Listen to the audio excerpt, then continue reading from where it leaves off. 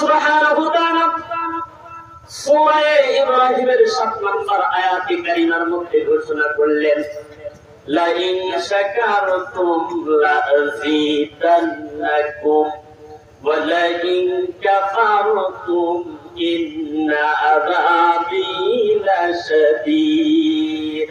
বলেন আল্লাহু আকবার। আল্লাহ সুবহানাহু ওয়া তাআলা বলেন, আমার বান্দা যদি আমার শুকরিয়া আদায় করে, নিয়ামত পাওয়ার পর আমার বান্দাকে আমি নিয়ামত আরো বাড়িয়ে দেই। সুবহানাল্লাহ। আর নিয়ামত পাওয়ার পর নিয়ামতের শুকরিয়া আদায় করে না, শুকরিয়া আদায় করে, আমি তার কাছ থেকে নিয়ামত ছিনিয়ে নেই। শুধু তাই না, তাকে আমি কঠিন থেকে কঠিন আযাবের মধ্যে গ্রেফতার করি। নাউযু বিল্লাহ। মুহতারাম হাজিরিন, শুকরিয়া আদায় করলে আল্লাহ পাচ্ছেন। মুফাসসির কিরাম লেখেন, তাফসীরে ইবনে কাসির সহ প্রায় 52টা তাফসীরের মধ্যে একই ভাবে এসেছে।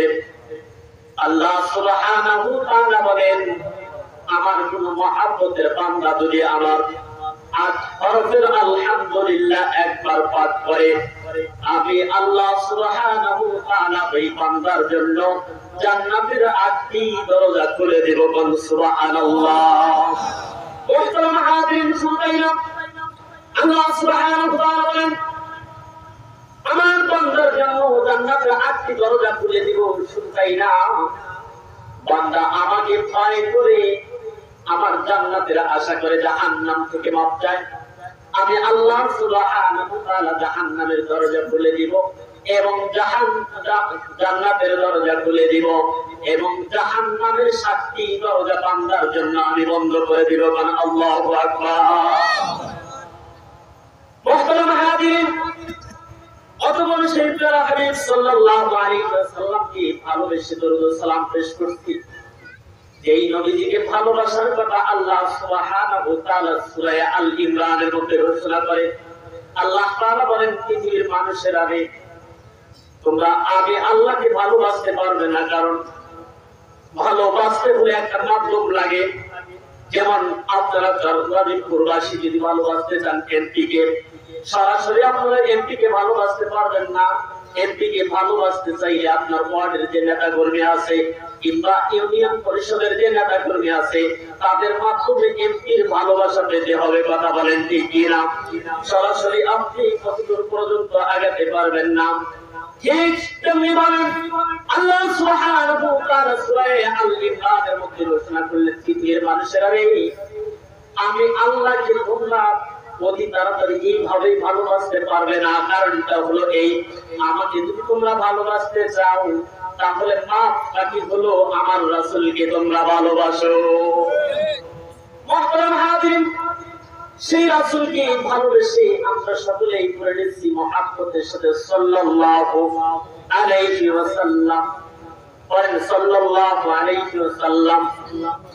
মুহতারাম হাজিরিন, আল্লাহর নবীর একজন খাঁটি সাহাবী হযরত আবু হুরায়রা রাদিয়াল্লাহু তাআলা বলেন, আল্লাহ সুবহানাহু ওয়া তাআলার পয়গম্বরকে কেউ যদি ভালোবেসে যদি একবার দরুদ শরীফ পাঠ করে, আল্লাহর নবীর সাহাবী বলেন, মান সাল্লা আলাইকা সাল্লাল্লাহু আলাইহি আশারা। আল্লাহর নবীর সাহাবী বলেন, আল্লাহর নবী বলেছেন, যারা আমি রাসূলকে ভালোবেসে একবার দরুদ পাঠ করবে, আল্লাহ সুবহানাহু ওয়া তাআলা ওই বান্দার প্রতি 10টি রহমত নাযিল করবে। সুবহানাল্লাহ। মুহতারাম হাজিরিন, এই কারণে বেশি থেকে বেশি দরুদ পড়তে হবে। রাজি আছি তো? মুহতারাম হাজিরিন, আমি আপনাদের সামনে সূরা হাশরের 7 নম্বর আয়াতে কারিমার শেষের থেকে একটু আয়াতের অংশ তেলাওয়াত করেছি। ওই আয়াতে কারিমার মধ্যে আল্লাহ সুবহানাহু ওয়া তাআলা বলেন, ওয়া মা আতাকুমুর রাসূলু ফাখুযুহু ওয়া মা নাহাকুম আনহু ফান্তাহু ওয়াত্তাকুল্লাহা ইন্নাল্লাহা শাদীদুল ইকাব। আল্লাহ সুবহানাহু ওয়া তাআলা সূরা হাশরের 7 নম্বর আয়াতে কারিমার শেষের অংশের মধ্যে আল্লাহ তাআলা জানিয়ে দিলেন, ও পৃথিবীর মানুষেরা, আমার রাসূল তোমাদেরকে যা যা দেয় তা তোমরা গ্রহণ করো এবং যা থেকে নিষেধ করে তার থেকে তোমরা বিরত থাকো। ওয়াত্তাকুল্লাহ, আমি আল্লাহকে ভয় করো।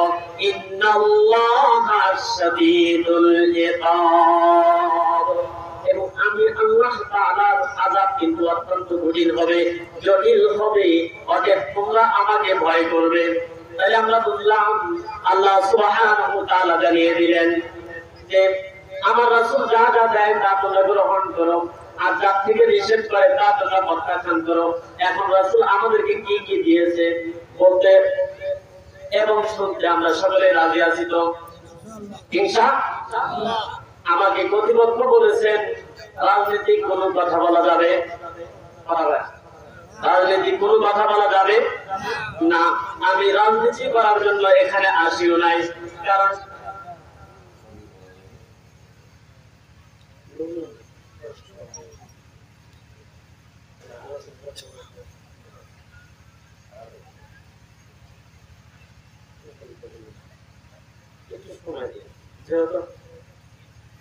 বড় দুই ভাই মনে করুন আপনাদের এলাকা, ঠিক না? আপনাদের এলাকার না, বড় দুই ভাই আপনাদের এলাকা, ঠিক না? আমার একটু সময় দিবেন যাতে মনে করেন একটু আলোচনা করতে যায়। আমি দুইটা বিষয়ের উপর আলোচনা করবো ইনশাআল্লাহ। রাসূলের পারিবারিক জীবন এবং সাহাবায়ে কেরাম আল্লাহ রাসূল যা দিয়েছে তা মেনেছে কিনা, এই বিষয়ের উপর আলোচনা করবো। দুইটা বিষয়ে আমি ফিনিশিং দিব, যে আমাকে একটু সময় বেশি দিবেন, আশাবাদী আর কি। এই জায়গায় সভাপতি সাহেব আছে, যেহেতু আমি কিন্তু মেহমান, আর দুজন কিন্তু মেহমান না, আপনাদের এলাকার সন্তান, ঠিক না? এই কারণে মোহতারাম হাজিরিন, বলতেছিলাম আল্লাহ রাসূল সাল্লাল্লাহু আলাইহি ওয়াসাল্লাম যা যা দিয়েছে আমরা তা নিতে রাজি তো ইনশাআল্লাহ। ইনশাআল্লাহ আমি মোহতারাম হাজিরিন, যে কর্তৃপক্ষ বলেছে আমাকে মাহফিল পরিচালনা করতে, রাজনীতি কোনো আলোচনা করা যাবে না। তা আমি জামালপুর থেকে এই জায়গায় নির্বাচন করবো না, জামালপুর থেকে নির্বাচন এই জায়গায় করবো কিবা। আমি যদি কোনো এমপি কিংবা চেয়ারম্যান মেম্বারই দাঁড়াই, আমি আপনাদের রাজীবপুরে আসবো, কথা ভাই, আমি আপনাদের রাজীবপুরে আসবো, কথা রাজনীতির কথা আমার বলে লাভ, কথা ভাই, ঠিক না? এখানে রাজনীতির কথা বলবো না, তবে আল্লাহর কোরআনে যা আছে তা বলে তো কোনো অসুবিধা নাই। অসুবিধা আছে? তাহলে বলেন আমার সাথে সাথে। দল হলো দুইটা, দল কয়টা? জোরে কয় না, দল কয়টা? আমরা দুই দলের আলোচনা করবো, সভাপতি সাহেব রাজি তো? আমরা বাহিরের দল না, আমরা দুই দলের আলোচনা করবো। কোরআনের মধ্যে যে দুই দলের কথা ঘোষণা করতে আল্লাহ, দল হবে দুইটা, একটা হলো হিজবুল্লাহ আর একটা হলো হিজবুশ শাইতান। একটা হলো আল্লাহর দল আর অপরটি হলো শয়তানের দল। আমরা কোন দল? আমরা বললাম আল্লাহর দল। আল্লাহর দলটা এরা কথা শুনবেন মনোযোগ সহকারে। শয়তানের দলের যারা লোক তারা কিন্তু কথা শুনবে না, দেখবেন কিছুক্ষণ পরে শয়তানের বসতা পায়ে চলে যাবে, কথা বলে না, ঠিক না? মুহতারাম হাজিরিন, আল্লাহ সুবহানাহু ওয়া তাআলা কোরআনুল কারীমের মধ্যে জানিয়ে দিলেন দল হবে দুইটা, একটা হলো হিজবুল্লাহ আর একটা হলো হিজবুশ শাইতান। একটা হলো আমি আল্লাহর দল, অপরটি হলো শয়তানের দল। এখন বলেন তো আমরা কোন দলে আছি? আল্লাহর দলে থাকতে আমি তো ইনশাআল্লাহ। মুহতারাম হাজিরিন, আল্লাহ সুবহানাহু ওয়া তাআলা কোরআনের মধ্যে জানিয়ে দিলেন দল দুইটা। সূরাতুশ শুআরার মধ্যে এক আয়াতে কারিমার মধ্যে আল্লাহ তাআলা জানিয়ে দিলেন দল যেহেতু দুইটা, একই রাস্তা দিয়ে গেলে মারামারি হবে কি হবে না? অবশ্যই মারামারি হবে। দুই দল যদি এক হয়, বিরোধী দল এবং দলীয় দল যদি এক হয়ে মিছিল করে মারামারি হতে পারে, এতে কোনো মিস হতে পারে না, সম্ভাবনাও নাই, কথা বলেন ঠিক কিনা? আল্লাহ সুবহানাহু ওয়া তাআলা জানিয়ে দিলেন কোরআনের মধ্যে যেহেতু দল হলো দুইটা, আমার দল এবং শয়তানের দল, ঠিক তেমনি ভাবে রাস্তাও হলো দুইটা। আল্লাহ তাআলা ঘোষণা করেন ফারিকুম ফিল জান্নাতি ওয়া ফারিকুম ফিস সাঈর। আল্লাহু আকবার। আল্লাহ সুবহানাহু ওয়া তাআলা বলেন দল হলো দুইটা, একটা আমি আল্লাহর দল এবং অপরটি হলো শয়তানের দল। অতএব রাস্তাও হলো দুইটা, একটা হলো ডানের রাস্তা, জান্নাতের রাস্তা। এই ডানের রাস্তায় চলবা, আমার দলের লোক ডানের রাস্তায় চলবে, তাদের রাস্তা যাবে জান্নাতের দিকে। আর আরেকটা রাস্তা হলো বাম পাশের রাস্তা, ওয়াফারিকুম ফিস সাঈর, জাহান্নামের রাস্তা। যারা জাহান্নামের রাস্তায় চলবা তারা হলো শয়তানের দলের মানুষ। মুহতারাম হাজিরিন, সাহাবায়ে কেরামের কথা বলা হলো এবং আমাদের কথা বলা হলো।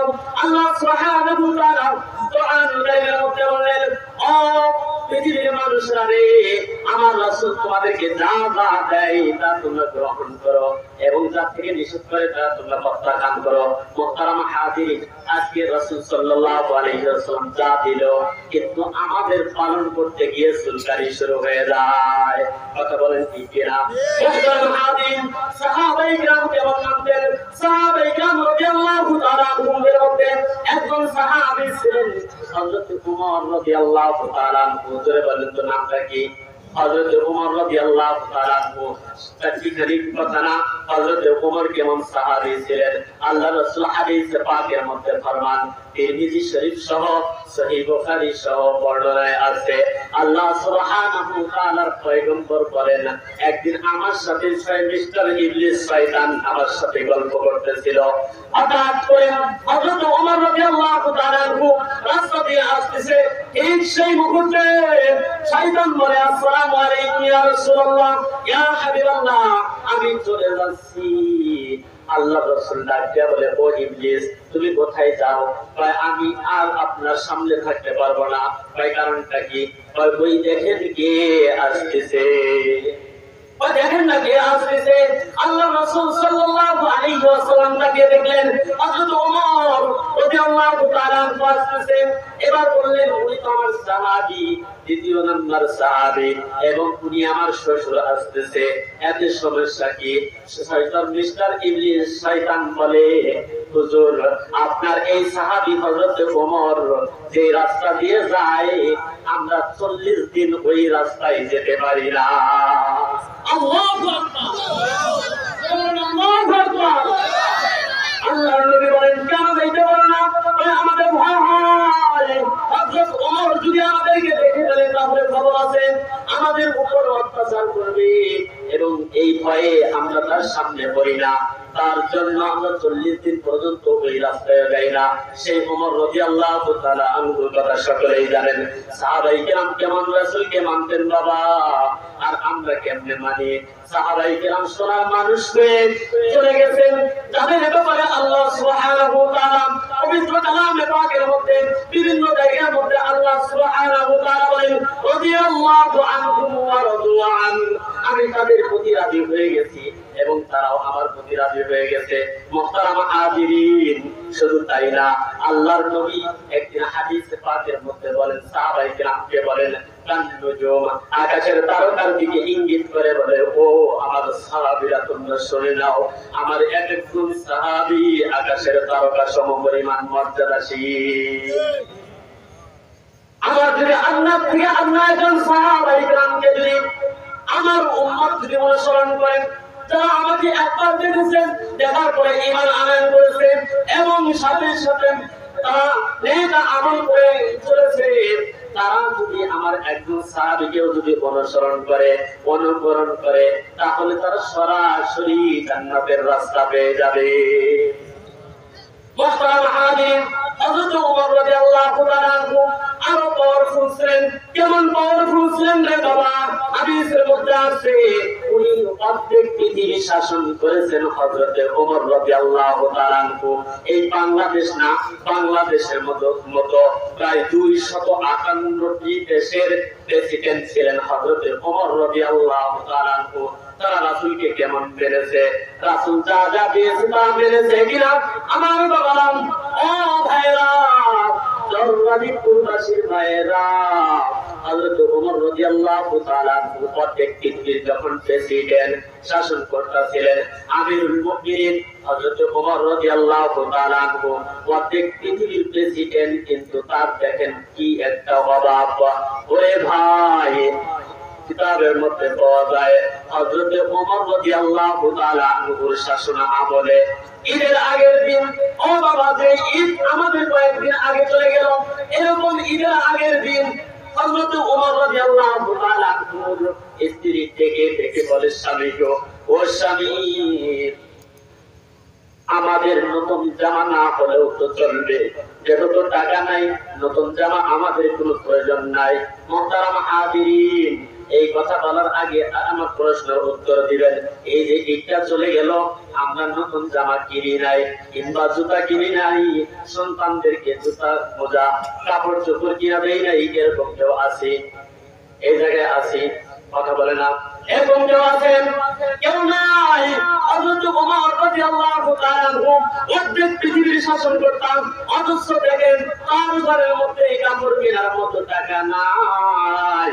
কিতাবের মধ্যে আছে হযরত ওমর রাদিয়াল্লাহু তাআলা স্ত্রী ডাক দিয়া বলে, ও স্বামী গো, আমাদের নতুন জামার কোনো প্রয়োজন নাই, কিন্তু ছোট্ট বাচ্চাটা নতুন কাপড়ের জন্য কান্না করে, ছোট্ট বাচ্চাটা কাপড় কিনে দিতে হবে। অর্ধেক পৃথিবীর প্রেসিডেন্ট, ও বাবা, অর্ধেক পৃথিবীর প্রেসিডেন্ট যিনি আমিরুল মুমিনিন খলিফাতুল মুসলিমিন হযরত ওমর রাদিয়াল্লাহু তাআলা আনহু ডাক দিয়া বলে, ও বিবি রে, আমার কাছে সন্তানের কাপড় কেনার মতো টাকা নাই। আল্লাহু আকবার বলেন, আল্লাহু আকবার। অর্ধেক পৃথিবীর শাসন করতাম, অথচ সন্তানের কাপড় কেনার মতো টাকা নাই। কেন টাকা নাই বাবা? তারা কিন্তু রাসূলের আদর্শ অনুযায়ী চলেছে। এখনকার মানুষ আমরা যারা আছি ভাই, আমরা রাসূলের আদর্শ আমাদের কাছে পছন্দ হয় না, বিধায় আমরা এত কাপড় চোপড় পরে, কাপড়েরও জাকাত আছে নাই, কাপড়েরও জাকাত আছে, জ্ঞানেরও জাকাত আছে ভাই, টাকারও জাকাত আছে, স্বর্ণেরও জাকাত আছে, সবকিছুর জাকাত আছে ভাই। এবার যখন হযরত ওমর বললেন, বিবি রে, আমার কাছে তো ওরকম সামর্থ্য নাই যে টাকা দিয়ে সন্তানকে জামা কিনে দিব। হযরত ওমর রাদিয়াল্লাহু তাআলা আনহুর স্ত্রী দেখে বলে, স্বামী গো, আপনি তো অর্ধেক পৃথিবী শাসন করতাম, আপনি যদি চান আপনার রাজ্যের যিনি অর্থমন্ত্রী আছেন হযরত উবাইদা রাদিয়াল্লাহু তাআলা আনহুকে চিঠি লেখেন, উনি যেন 1 মাসের অগ্রিম টাকা দিয়ে দেয়। আপনি কাজ করেন, হযরত উবাইদা রাদিয়াল্লাহু তাআলা আনহুর কাছে চিঠি লেখেন, তিনি যেন আপনাকে 1 মাসের অগ্রিম বেতন দিয়ে দেয়, যে বেতনটা দিয়ে সন্তানের জন্য কাপড় কিনবেন। বাবারে, কিতাবের মধ্যে আছে, মুফাসসির কিরামগণ লেখেন, হযরত ওমর ঈদের আগের দিন, হযরত ওমর ঈদের আগের দিন, ভাই, হযরত ওমর ঈদের আগের দিন চিঠি লিখলেন হযরত উবাইদার কাছে, লিখলেন, ও ভাই উবাইদা, আমি হলাম তোমাদের দেশের সরকার, আমি হলাম দেশের প্রেসিডেন্ট, অর্ধেক পৃথিবীর শাসনকর্তা হযরত ওমর। ও ভাই, আমার আকুল আবেদন এই যে, ভাই, তুমি আমাকে 1 মাসের অগ্রিম বেতনের বরাদ্দটা পাঠাও, আমার ছেলে মেয়ের জন্য নতুন জামা কিনবো। মুহতারাম হাজির, যখন এই চিঠি নিয়ে যখন হযরত উবাইদা রাদিয়াল্লাহু তাআলা আনহুর কাছে গেলেন, যাওয়ার পর হযরত উবাইদা রাদিয়াল্লাহু তাআলা আনহু এরকম ভাবে চিঠিটা ধরে চোখের পানি ছেড়ে দিয়ে ডাক দিয়ে বলে, মাওলায়ে কারীম, অর্ধেক পৃথিবীর শাসনকর্তা এইভাবে চিঠি লিখেছে, নিজের সন্তানের জন্য জামাটা পর্যন্ত কিনতে পারে নাই, তার জন্য 1 মাসের জন্য টাকা চাইতেছে অগ্রিম, আমি এখন কি করব? হঠাৎ করে হযরত উবাইদা রাদিয়াল্লাহু তাআলা আনহুর মাথার মধ্যে টেনশন ঢুকে পড়ল। ঠিক সেই মুহূর্তে আল্লাহ তাআলা গায়বী ভাবে তাকে সাহায্য করলেন, তার ব্রেনের মধ্যে মদতের মধ্যে ঢুকে গেল, আমি যে অগ্রিম 1 মাসের বেতন যে হযরত ওমর রে দিব, কিন্তু 1 মাস তিনি জীবিত থাকবে কি থাকবে না তার তো কোনো গ্যারান্টি নাই। গ্যারান্টি আছে? মুহতারাম হাজির, এবার যখন এই কথা মনে হয়ে গেল, হযরত উবাইদা রাদিয়াল্লাহু তাআলা আনহু চিঠির অপর পৃষ্ঠে লিখে দিলেন, আমিরুল মুমিনিন খলিফাতুল মুসলিমিন, ও ওমর, ও আমাদের আমির, আমি আপনাকে 1 মাসের অগ্রিম বেতন দিতে পারি, তবে শর্ত হলো দুইটা বিষয়ের উপর আপনি যদি ফয়সালা দিতে পারেন, তাহলে আমি উবাইদা আপনাকে 1 মাসের বেতন দিয়ে দিব। 1 নম্বর বিষয় হলো হযরত আমিন। আমিন যাকে বলা হয় উম্মতে আমিন, আবু উবাইদা রাদিয়াল্লাহু তাআলা আনহু চিঠির মধ্যে লিখলেন, 1 নম্বর শর্ত হলো আপনি যে আগামী 1 মাস পর্যন্ত জীবিত থাকবেন, এর কোনো গ্যারান্টি, এর কোনো সার্টিফিকেট আপনার কাছে আছে কিনা জানতে চাই। 2 নাম্বার হলো আপনি ওমর 1 মাস জীবিত থাকবেন, ভালো কথা, কিন্তু 1 মাস পর্যন্ত এদেশের মানুষ, দেশের জনগণ, সাধারণ জনগণ আপনাকে আমির হিসেবে মানবে কিনা সেটা তো কোনো গ্যারান্টি নাই। কারণ জনগণ যদি খেপে যায় তাহলে ক্ষমতার চেয়ার কিন্তু 7 দিনও টেকে না। কথা বলেন ঠিক কিনা? হযরত উবাইদা বললেন যে আপনি যদি 1 নাম্বার কথা হলো আপনি 1 মাস জীবিত থাকবেন কিনা এর কোনো গ্যারান্টি আছে কিনা। 2 নাম্বার শর্ত হলো আপনি জীবিত থাকবেন কিন্তু দেশের জনগণ আপনাকে প্রেসিডেন্ট মানবে কিনা এটারও তো কোনো গ্যারান্টি নাই। দুইটা বিষয়ের উপর যদি ফয়সালা দিতে পারেন তাহলে আমি আপনাকে 1 মাসের টাকা অগ্রিম দিতে পারি। এবার যখন বাহক যখন ওই চিঠি নিয়ে হযরত ওমর রাদিয়াল্লাহু তাআলা আনহুর কাছে যখন চলে আসলেন, ঠিক সেই মুহূর্তে হযরত ওমর রাদিয়াল্লাহু তাআলা আনহু যখন ওই চিঠি যখন পাইলেন, পরপর চোখের পানি ছেড়ে দিয়া বলে, ও মালিক রে, আল্লাহ আমার রাজ্যের জন্য, আমার দেশের জন্য, আমার এই শাসন আমলের মধ্যে আমি যে একজন এত যোগ্য ভালো মানুষকে আমি অর্থমন্ত্রীর দায়িত্বটা দিয়েছি, তুমি বানিয়ে দিয়েছো, এই কারণে আমি শুকরিয়া আদায় করে চিৎকার দিয়ে বলেন সুবহানাল্লাহ। কেমন ছিলেন হযরত ওমরের শাসন আমলটা বলেন তো বাবা?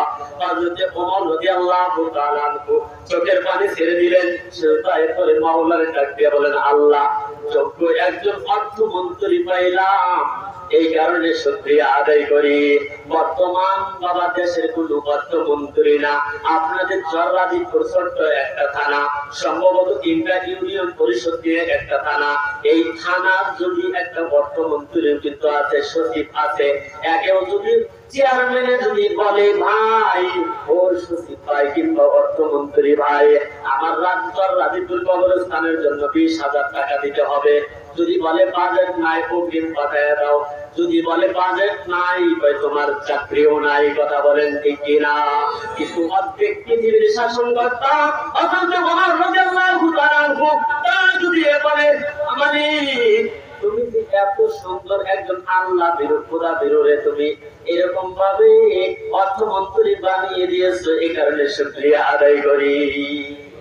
মুহতারাম হাজিরিন, শুনুন, আমি আপনাদের সামনে বলতেছিলাম রাসূলের জীবনের পারিবারিক বিষয় নিয়ে একটা কথা বলি, আমার আলোচ্য বিষয় শেষ করে দিব বাবা। ও বাবা, যেহেতু বলা হয়েছে মাটির নিচের ওয়াজ আর উপরের ওয়াজ চলবে বাবা, দেখেন তো বাবা হযরত ওমর রাদিয়াল্লাহু তাআলা আনহু কেমন ছিলেন। ও বাবা, এই ওমর সেই ওমর না যে ওমরের বিষয়ে বলা হয়েছে। এই ওমর রাদিয়াল্লাহু তাআলা আনহু আল্লাহ রাসূলকে জীবনে 29টি পরামর্শ দিয়েছিলেন। ধরে বলেন তো কয়টি পরামর্শ দিয়েছে? 29টি পরামর্শ জীবনে হযরত ওমর দিয়েছে রাসূলকে। মুহতারাম হাজির, এই কথা বলার আগে আমি তো সবগুলা বলতে পারবো না, মুমিনের গুণগুলা বলতে পারবো না, আল্লাহর খাঁটি বান্দার 10টি বৈশিষ্ট্যের কথা সূরা ফুরকানের মধ্যে ঘোষণা করেছে আল্লাহ। 10টি বলার সুযোগ নাই, কারণ আগে মনটা নষ্ট করে দিয়েছে। ও বাবা, শুধু 9 নাম্বার গুণটা বলেই আমি শেষ করব আলোচনা। ও বাবা, 9 নাম্বার গুণের মধ্যে আল্লাহ সুবহানাহু ওয়া তাআলা সূরা ফুরকানের 73 নম্বর আয়াতে কারিমার মধ্যে আল্লাহ তাআলা জানিয়ে দিলেন, আল্লাযীনা ইযা যুকিরু বিআয়াতি রাব্বিহিম লাম ইয়াকিরু আলাইহা সুম্মা ওয়া হুম ইয়ানাম। আল্লাহ তাআলার খাঁটি বান্দা হলো যারা তাদের সামনে আল্লাহ তাআলার কথা, আল্লাহ তাআলার আয়াত স্মরণ করে দেওয়ার সাথে সাথে তারা মেনে নেয়, তারা অন্ধ এবং বধিরের মতো আচরণ করে না। এরা হলো আল্লাহর খাঁটি বান্দা। মুহতারাম হাজিরিন, আজকে আমি এই আয়াতের আলোকে একটা কথা বলে যাব। আপনারা যদি এই আমলটা যদি বুঝে যদি দেখেন যে এই আমলটা আপনার আমার জীবনের মধ্যে আছে, তাহলে মনে করবেন আপনি খাঁটি বান্দা হয়ে গেছেন। আর যদি দেখেন আমার আপনার জীবনের সাথে মিল নাই, তাহলে বুঝবেন আপনার ঈমানদারিও ঠিক নাই। মুহতারাম হাজিরিন, আল্লাহ সুবহানাহু ওয়া তাআলা এই নাম্বার খাঁটি বান্দার গুণ হলো তাদের সামনে যখন কোরআনের আয়াত যখন শুনিয়ে দেওয়া হয় কিংবা আল্লাহর কথা যখন স্মরণ করে দেওয়া হয়, সাথে সাথে তারা মেনে নেয়, তারা অন্ধ এবং বধিরের মতো আচরণ করে না। এরা হলো আল্লাহর খাঁটি বান্দা। মুহতারাম হাজিরিন, প্রশ্ন আসতে পারে, হুজুর তাইলে কি সাহাবায়ে কেরাম খাঁটি বান্দা ছিল কি ছিল না জানতে চাই। মুহতারাম হাজিরিন, সাহাবায়ে কেরাম কেমন মানতেন এই বিষয়ের উপর কথা বলবো ইনশাআল্লাহ। আমার ভাইরা, রাসূলুল্লাহ সাল্লাল্লাহু আলাইহি ওয়াসাল্লামের সর্বমোট স্ত্রী ছিল 11 জন। জোরে বলেন তো কয়জন? 11 জনই বেশিরভাগ তাফসীরকারগণ লিখেছেন, মুফাসসিরে কেরামগণ লেখেন রাসূলের স্ত্রী ছিল 11 জন। কম বেশি আছে, কিন্তু সকল বর্ণনা মতে সকল তাফসীরকারগণ একই কথা লেখেন, 11 জন বিবি ছিল। এদের মধ্যে প্রথম বিবির নাম হলো হযরতে খাদিজাতুল কুবরা রাদিয়াল্লাহু তাআলা আনহা। হযরতে খাদিজাতুল কুবরা রাদিয়াল্লাহু তাআলা আনহা কিন্তু মক্কার জীবনে পর্দা করতেন না। জোরে বলেন কি করতেন না? পর্দা করতেন না, কারণ ওই সময় পর্দার আয়াত নাযিল হয় নাই। আমি আপনাদের সামনে এখন পর্দা আয়াত তার বিষয়ে শুধু আলোচনা করব, আর এই আলোচনা করে শেষ টানবো ইনশাআল্লাহ। মুহতারাম হাজিরিন, পর্দার আয়াত কখন নাযিল হলো? মুহতারাম হাজিরিন, হযরত খাদিজাতুল কুবরা রাদিয়াল্লাহু তাআলা আনহা ওই সময় পর্দার আয়াত নাযিল হয় নাই। মক্কাতুল মুকাররমা 13 বছরে পর্দার আয়াত নাযিল হয় নাই, যার কারণে হযরত খাদিজাতুল কুবরা রাদিয়াল্লাহু তাআলা আনহা কাফের মুশরিকদের সাথে ব্যবসা বাণিজ্যের কাজে কিংবা কথাবার্তা অনেক সময় বেপরোয়া হয়ে কথাবার্তা বলতেন মুখ খোলা রেখে। কারণটা হলো এই, ওই সময় আল্লাহর কোরআনের আয়াত নাযিল হয় নাই। মুহতারাম হাজিরিন, হযরত খাদিজাতুল কুবরা রাদিয়াল্লাহু তাআলা আনহা ইন্তিকাল করলেন। তারপর হযরত রাসূল পাক সাল্লাল্লাহু আলাইহি ওয়াসাল্লাম হযরত সাউদা রাদিয়াল্লাহু তাআলা আনহাকে বিবাহ করলেন। জোরে বলেন তো রাসূলের দ্বিতীয় বিবির নাম কি? হযরত সাউদা। জোরে বলেন কি? হযরত সাউদা, যাকে নিয়ে এই পর্দার আয়াত নাযিল হলো, এই বিষয়টাই সংক্ষিপ্তভাবে তুলে ধরতেছি বাবা। তাফসীরে ইবনে কাসীর সহ, তাফসীরে ইবনে মাজাহ সহ, তাফসীরে ইবনে কাসীর এবং তাফসীরে জালালাইন সহ বিভিন্ন তাফসীরের মধ্যে একই ঘটনা বর্ণনা করা হয়েছে বাবা। হযরত রাসূল পাক সাল্লাল্লাহু আলাইহি ওয়াসাল্লাম দ্বিতীয় বিবাহ করলেন হযরত সাউদা রাদিয়াল্লাহু তাআলা আনহুকে। হযরত সাউদাকে দ্বিতীয় বিবাহ করলেন। হযরত সাউদা রাদিয়াল্লাহু তাআলা যখন 65 বছর বয়স, ওই সময় রাসূল পাক সাল্লাল্লাহু আলাইহি ওয়াসাল্লাম তাকে বিবাহ করলেন। জোরে বলেন তো আম্মা জান সাউদার বয়স কত ছিল? কথা বলেন। আমি কবরস্থানে বয়ান করতেছি, এই কারণে আপনারা কথা বলতেছেন নাকি? হ্যাঁ, বয়ান করতেছি আপনাদের কথা বলবেন। আমি শুধু এই পর্দার আয়াত কখন নাযিল হলো, সাহাবায়ে কেরাম মানলো কি মানলো না এই বিষয়ে একটু কথা বলে শেষ করব ইনশাআল্লাহ। আমার সাথে একটু কথা বলবেন। প্রেক্ষাপট এটাই, পর্দার আয়াত কখন নাযিল হলো, এটাই আর কি। পর্দার আয়াত খালি বলেই শেষ করে দিব ইনশাআল্লাহ। মুহতারাম হাজিরিন, হযরত সাউদা রাদিয়াল্লাহু তাআলা আনহার বয়স যখন 65 বছর, রাসূল ওই সময় তাকে বিবাহ করলেন। রাসূলের সাথে বিবাহ হওয়ার আগে আম্মা জান সাউদার আরো 3 জায়গায় বিবাহ হয়েছে। আর কয় জায়গায়? আরো 3 জায়গায় বিবাহ হয়েছে। হযরত সাউদা রাদিয়াল্লাহু তাআলা আনহা উনি কেমন ছিলেন? তাফসীরের মধ্যে আছে, মুফাসসির কেরামগণ লেখেন আম্মা জান সাউদা রাদিয়াল্লাহু তাআলা আনহা এত সুন্দর ছিলেন, এত সুন্দর ছিলেন রে বাবা, আল্লাহ রাসূল মাঝে মাঝে বলতেন, আমার সাউদা যখন ঘরের মধ্যে প্রবেশ করে অন্ধকার ঘরের মধ্যে অন্য কোনো বাতির প্রয়োজন হতো না। আল্লাহু আকবার। নবীজি বলেন, আমার সাউদা যখন আমার ঘরের মধ্যে প্রবেশ করতো অন্ধকারের মধ্যে আমার ঘরে অন্য কোনো বাতির প্রয়োজন হয় নাই, কারণ আমার সাউদা এত সুন্দর ছিল, সাউদার চেহারা দিয়ে ঘরটা আলোকিত হয়ে যাইত। মুহতারাম হাজিরিন, এই সাউদা রাদিয়াল্লাহু তাআলা আনহাকে নিয়ে নবীজি হিজরত করলেন মদিনাতে। মক্কার 13 বছর জীবনে পর্দার আয়াত নাযিল হয় নাই, যার কারণে আমাদের আম্মাজান প্রথম আম্মাজান হযরত খাদিজাতুল কুবরা পর্দাও করে নাই, কারণ ওই সময় তো পর্দার আয়াত নাযিল হয় নাই। হযরত আম্মাজান যখন মারা যায় ওই সময় হযরত ফাতেমার বয়স ছিল 7 বছর বাবা, আর নবীজি বিবাহ করলেন হযরত সাউদাকে 65 বছর বয়সে। মুহতারাম হাজিরিন, হযরত সাউদা রাদিয়াল্লাহু তাআলা আনহাকে নিয়ে নবীজি হিজরত করলেন মদিনাতে। জোরে বলেন কোন জায়গায়? মদিনাতে হিজরত করলেন। হিজরত করার পর এবার মদিনার মানুষরা, মদিনার কাফের মুশরিকরা আমাদের হযরত সাউদার চেহারাটা দেখে এতটা খারাপ ধারণা করত, এতটা জঘন্য জঘন্য ভাষা বলতো। আমাদের সাউদা যখন কোনো কাজে যখন বাহির হতো ওই সময় যেহেতু পর্দার আয়াত নাযিল হয় নাই, যার কারণে পর্দাও ওরকম ভাবে করে না, মুখ খোলা রেখে রাস্তাঘাটে বাহির হয়। ঠিক সেই মুহূর্তে বাবা রাস্তার মধ্যে পাখি ফেরা ফেরা বসে থাকতো কাফের মুশরিকরা, আর ঠাট্টা করতো, দেখো দেখো ওই যে যায় মুসলমানের নবীর স্ত্রী হযরতে সাউদা যায়। নাউযুবিল্লাহ বলেন, জোরে বলেন নাউযুবিল্লাহ, জোরে বলেন নাউযুবিল্লাহ। নবীর স্ত্রী যাইতেছে, মুসলমানদের নবীর স্ত্রী যাইতেছে হযরত সাউদা, এই বলে ঠাট্টা করতো। আর রাস্তার মধ্যে পাখি ফেরা ছুটি ফেরা বৈশা বৈশা থাকতো কাফের মুশরিকরা হযরত সাউদার চেহারা এক নজর দেখার জন্য। যেমন বর্তমান যুগের আমার সোনার ছেলেরা, আমার বাংলাদেশের কলিজার টুকরা যুবক ভাইরা স্কুল কলেজ যখন ছুটি হয় ইতিমের মতো রাস্তায় দাঁড়ায় থাকে কি থাকে না?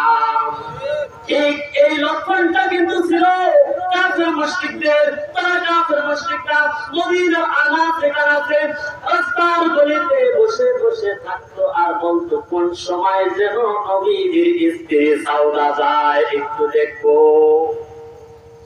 মুহতারাম হাজিরিন, একদিন হযরত সাউদা রাদিয়াল্লাহু তাআলা আনহা উনি যাচ্ছে কোনো প্রয়োজনে কোথাও যাচ্ছিলেন, হঠাৎ করে কাফের মুশরিকরাও রাস্তার মধ্যে বসে আছে, কিন্তু আমিরুল মুমিনিন হযরত ওমর রাদিয়াল্লাহু তাআলা নবীজির নসিহত শোনার জন্য, নবীজির কাছে বয়ান শোনার জন্য, ওয়াজ শোনার জন্য উনি নবীজির কাছে যাইতেছিলেন। ঠিক সেই মুহূর্তে হযরত ওমর রাদিয়াল্লাহু তাআলা লক্ষ্য করলেন নবীজির স্ত্রী আম্মা সাউদা রাদিয়াল্লাহু তাআলা আনহা উনি রাস্তা দিয়ে যাইতেছে, হযরত ওমর দেখতেছে। আর এটাও তিনি দেখলেন যে কাফের মুশরিকরা বলা বলি করতেছে, ওই দেখছনি দেখে নাও, এই যে মুসলমানদের নবী মুহাম্মাদের স্ত্রী হযরত সাউদা যাইতেছে। এই কথা বলে আরো বিভিন্ন ধরনের খারাপ মন্তব্য করা শুরু করে দিল। যেমন মন্তব্য করে বর্তমানে আমাদের কলিজার টুকরা যুবকেরা, ওই দেখো যাইতেছে কি যায়, এরকম কথা বলে কি বলে না? মুহতারাম হাজিরিন, হযরত ওমরের মনটা খারাপ হয়ে গেল, মনটা মলিন হয়ে গেল, কলিজার মধ্যে কষ্ট লেগে গেল। আর চিন্তা করল, আরে নবীজি স্ত্রী রাস্তা দিয়ে যায়, কাফের মুশরিকরা এই কথা বলে, আমি আজকে নবীজিকে গিয়ে বলবো, ও নবীজি আপনার স্ত্রীদেরকে একটু বলবেন তারা যেন রাস্তার বাহিরে যখন যাবে প্রয়োজনে তারা যেন একটু বড় চাদর ঝুলায়া মুখমণ্ডল থেকে পায়ের পা পর্যন্ত ঢাকিয়া যায়। এই কথাটা আমি বলবো মনে মনে চিন্তা করলেন। নবীজির কাছে মসজিদ নববীতে গিয়ে এবার জিজ্ঞাসা করলেন, আসসালামু আলাইকুম ইয়া রাসূলুল্লাহ ইয়া হাবিবাল্লাহ ইয়া রাসূলুল্লাহ আমি আপনাকে একটা কথা বলতে চাই যদি অনুমতি পাই একটা কথা বলতে চাই আল্লাহ রাসূল বললেন হ্যাঁ ওমর বলো কারণটা কি হযরত ওমরের বিষয়ে বলা হয়েছে আমার নবী বলেন আমার পরে যদি কোন নবী হইতেন আল্লাহ যদি নবী পাঠাইতেন তাহলে ওমরকে পাঠাইতেন তাইলে ওমর কেমন দাবি ওমর ও বাবা হযরত ওমর যখন বললেন আমাকে একটা মিনিট সময় দিবেন আমি একটা কথা বলতে চাই মুহতারাম হাজির হযরত ওমর রাদিয়াল্লাহু তাআলা কথা শুনে রাসূল পাক সাল্লাল্লাহু আলাইহি ওয়াসাল্লাম বললেন হ্যাঁ ওমর আপনি বলতে পারেন আপনি কি কথা বলতে চান ইয়া রাসূলুল্লাহ আমি আজকে আমার নিজের কানে শুনলাম নিজের চোখে দেখেছি আমার মনের মধ্যে অনেক কষ্ট লেগেছে হুজুর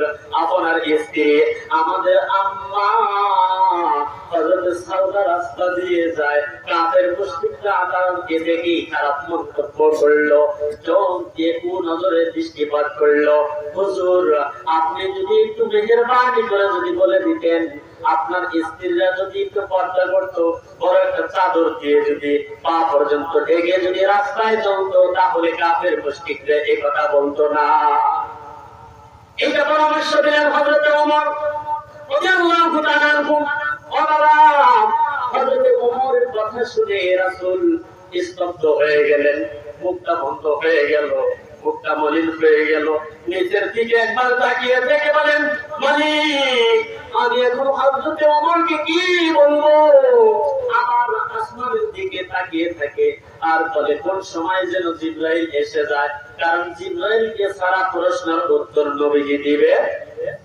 না নবীজি উত্তর তো দিবেই না একবার নিচের দিক তাকায় কি বলবো হযরত ওমরের প্রশ্নের উত্তর আমি কি দিব আবার চিন্তা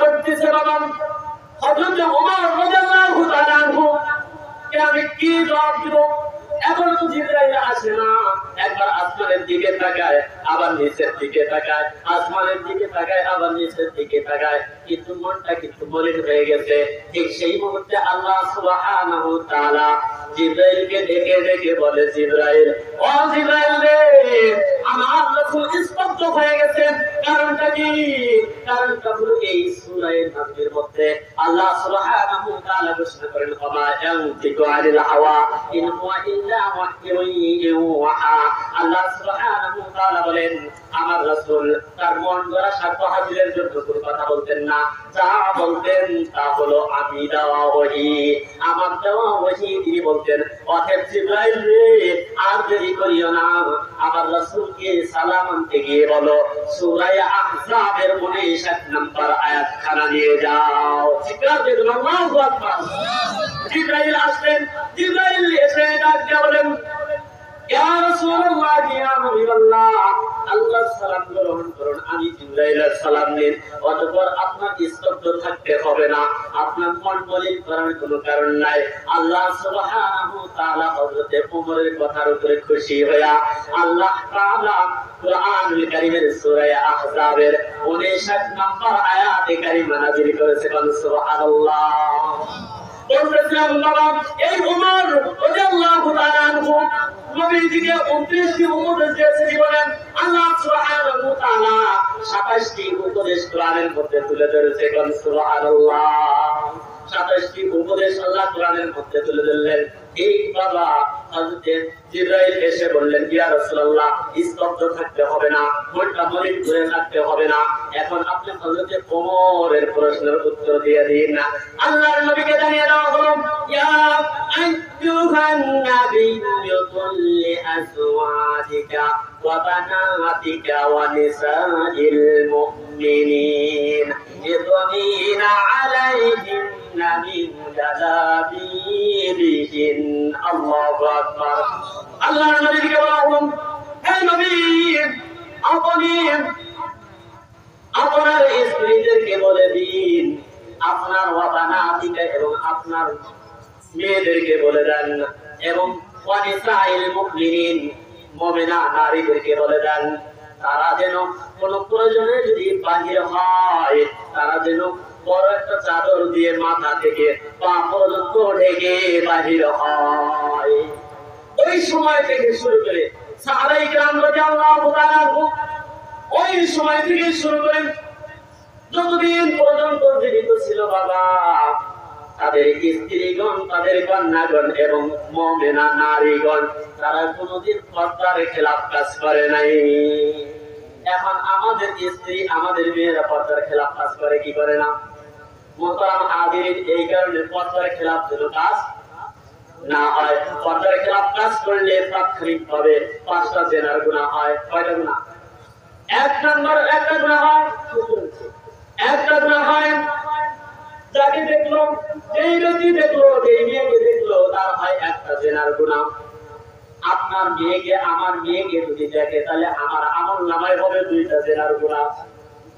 আর যদি আমার স্ত্রীকে দেখে, তারও হবে 2টা। তাহলে মেয়ের হবে 2টা কিংবা স্ত্রীর হবে 2টা। আর যার মেয়ে কিংবা যার বউকে দেখলো, তার হবে 2টা। এই হলো 5টা জেনার গুনাহ। মুহতারাম হাজিরিন, এই জেনার থেকে যেন আল্লাহ সুবহানাহু ওয়া তাআলা আমাদের সবাইকে হেফাজত করেন, কানা আমিন। আল্লাহ সুবহানাহু ওয়া তাআলা আমাদের সবাইকে কথাগুলোর উপরে আমল করার জন্য তৌফিক দান করেন, সকলে বলেন আমিন। আমি আপনাদের রাজীবপুরে একদমই নতুন। আবার অনেকেই মানে